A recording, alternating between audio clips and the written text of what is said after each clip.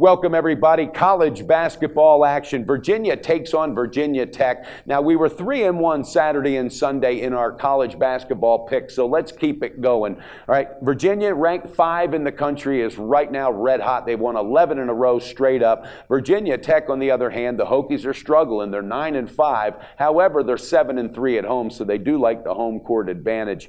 All right, the Hokies are led by backcourt duo junior Seth Allen, averaging 15 points a game, and sophomore Jalen Hudson. Now, Hudson and Allen went for 19 for 40 last game, each dropping 23, and so they definitely keep this team going offensively. Will that be enough to slow down Virginia?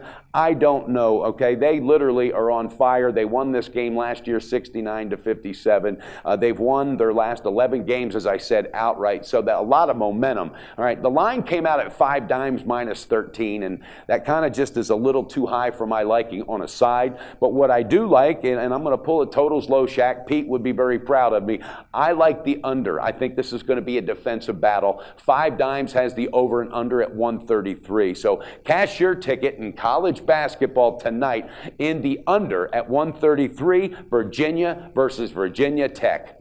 Don't miss it.